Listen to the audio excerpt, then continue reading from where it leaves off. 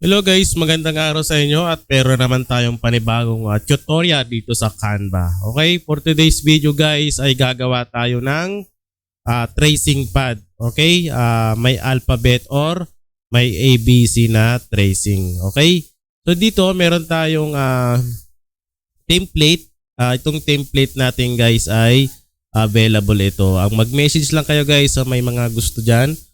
PM lang kayo para din na kayo mahirapan maghanap or gumawa dito sa Canva. Ang gagawin nyo na lang, i-edit nyo na lang yung pangalan. Okay, so dito may mga sample akong ginawa. Meron akong sample na ginawa na pang cover natin. Ito pwede mo to palitan. Ayan. Ito pwede mo rin palitan. At ito pwede mo rin palitan. Pwede mo lagyan ng picture kung kanino mo man gagawa ng tracing pad. Okay? So dito meron tayo, ang kagandahan lang dito guys ay free lang ito, free na template. Free template lang ito, lahat ng elements dito ay free. Pero syempre, pag inabil niyo yung template ay may bayad naman yon yan. So yung mga gamit lang, ang kagandahan, ang ibig kong sabihin, yung free elements kumbaga. Kung free account ka lang, madadownload mo lahat ito. Madadownload mo ito. Ang gagawin mo lang diyan, i-edit mo lang tong mga pangalan. Kung ano pa na yung idadagdag mo. Okay? Ayan. So yung kagandahan lang diyan, free element siya, kumbaga. Ayan. Kahit free account lang sa Canva, magagamit mo tong template nito. Okay? So para di kayo mahirapan, mag-message lang kayo sa akin. At kung gusto niyo ng template na ito ay 100 pesos lang ito. Okay, so para di lang kayo mahirapan, para shortcut na lang, diba? Kung bagay, i-edit mo na lang. I-edit mo tapos i-download at ipiprint mo. Okay, so mamaya ipapakita natin kung paano mag-print ng tracing pad. Okay, so dito, explain ko muna siya. So ito, cover ito. First page, second page at third page. Yan yung mga nagawa kong sample na cover para sa tracing pad natin. Pero pwede nyo siya edit kung anong klaseng design na gusto nyo. Pwede nyo siya palitan ng kulay. At ito, para sa akin, mas maganda yung ganito. Simple lang. Picture ng gagawa nyo ng tracing pad at yung pangalan nyo. So, na-edit naman yan eh. Ayan o. Automatic yan. Lagay natin John. So, pag nag-type ka ng name, automatic na yan kasi yung font natin ay naka KG primary dots yan. John Mark. Okay? So automatic na yan. Ita-type mo lang.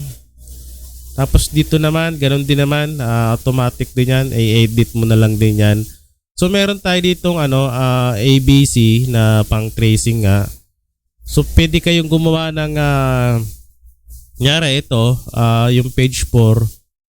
I-duplicate nyo lang yan.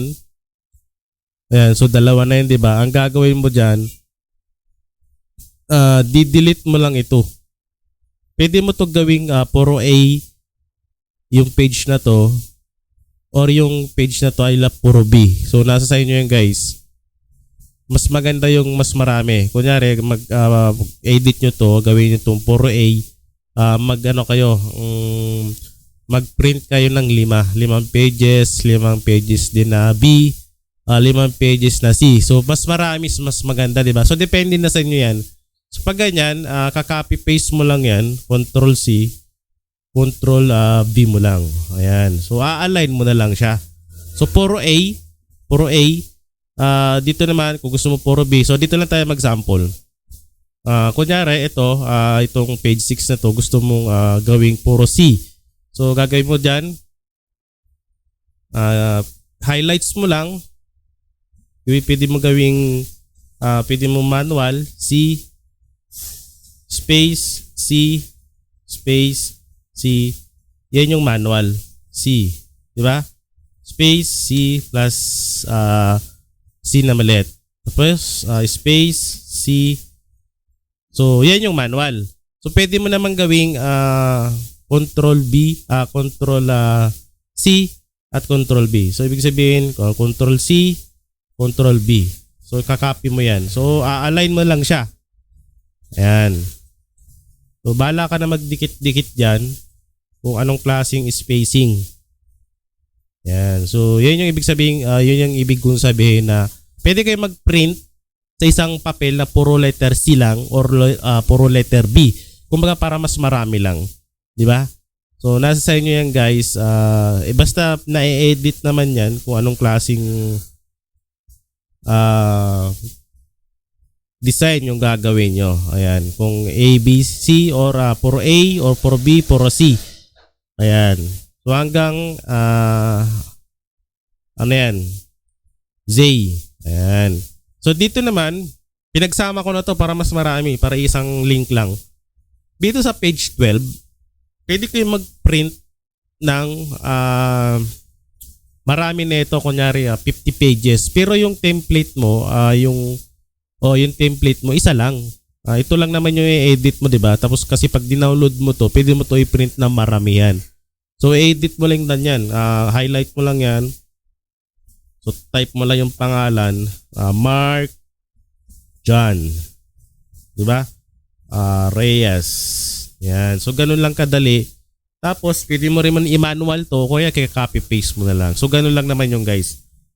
Tapos dito, pwede ka rin mag-print ng 50 pages din kung gusto mo na number naman. Yan. Para kompleto, diba? Kasi may ABC, may name at number. Ayan. So, ang kulang na lang natin ay yung object sa line. So, next video natin yan. So, dito, pwede mo rin to i-edit guys. Okay? So, dito, sample natin. Kasi 1, 2, 3 hanggang 10 yan, di ba? Dito, highlights natin to. Ayan. So, 10, di ba? 11, 12, 13, 14, 15, 16, 17, 18, and 19. Yan. So, sobra siya yung alignment niya. Yan. So, bahala na kayo dyan. Pwede hanggang 100 nga yan, di ba? So, depende kung ilan yung gagawin yung page na ganito. So, magdagdag na lang kayo. Kunyari, ito, add, duplicate nyo lang. Huwag dito sa add page siya kasi blanco yan. Ayan. So, dito lang sa duplicate page. Okay, so edit mo ulit. Ito, pwede mo rin ito palitan. Pwedeng red. Ayan, so pwede siya napapalitan siya guys. So nasa sa inyo na yan kung anong kulay yung ilalagay nyo. Okay? Ayan. Itong template natin ay para sa mga mas mabilis lang kung nagmamadali kayo gumawa para hindi na kayo maghanap ng element sa Canva. Meron na tayong naka-ready na template. So mag-message lang kayo sa akin sa mga may gusto mag-avail nito. 100 pesos lang to guys. Itong template na to. Okay? So ang ibig sabihin kasi dun sa nabanggit natin na kahit free account lang, makakapag-edit ka at makakapag-download ka nito. Kasi to sa akin, free account lang to. So makapansin nyo sa taas, try Canva, pero ibig sabihin free account to ang gamit ko. So, try natin download. Ayan. So, all pages. So, na-download siya sa guys. Ibig sabihin, pwede ito i-download. Pwede ma-edit kahit pre-account. Ayan. So, na-download niya. Okay? So, mamaya, ipapakita natin kung paano at saan pwede mag-print ng ganitong tracing pad sa mga hindi pa masyadong alam kung paano. Okay, so papakita natin yan. Okay guys, so bibigyan ko lang kayo ng simple tips sa mga gusto mag-print ng tracing pad at yung mga baguhan pa lang sa pag-print. Okay, kung yung printer mo ay Epson Photo, pwede ka mag-download ng Epson Photo Plus. Okay, ulitin ko, kung ang printer mo ay Epson, pwede ka mag-download ng Epson Photo Plus kasi napakalaking tulong to guys yung application na to. Kasi ang dami yung pwedeng magamit dito. Lalo yung sa picture, yung high definition na print. Mas maganda yung kulay. Okay, so try nyo na lang kasi ito yung gamit ko. So dito, pag na-open mo yung Epson Photo Plus, pag nag-download ka nyan, i-click mo lang yung photo layout. Yan. So dito, ang dami nyan. So ibig sabihin, ang pipili lang natin isa lang, yung number 1. Okay? Kasi isa-set natin siya ng A4 size para maging A5, para maging 2. Yan. So, yung size nito ay A4 yung papel guys yung A4 yung papel niyan. So, kiklik mo lang yung sa gilid i-on mo lang yung border niya, I mean yung margin niya, set mo lang siya sa number 1 para mas manipis lang. So dito makikita nyo may guhit sa gitna, ibig sabihin dyan mo siya ikakat para maging A5, maging dalawa.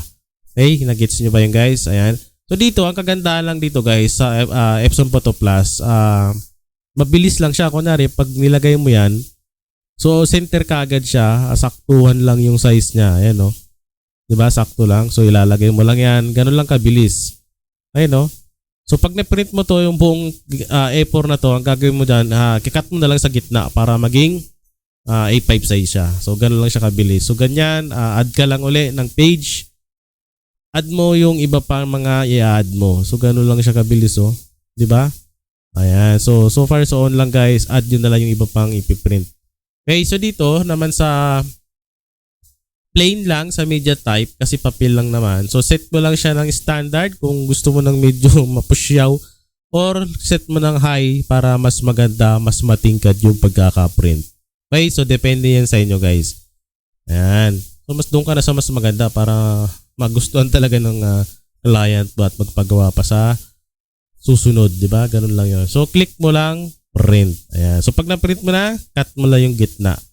Tapos pwede mo siyang wire binding kung mayroon kang wire binding machine. Pwede naman padding kung gumagamit ka ng padding. Okay?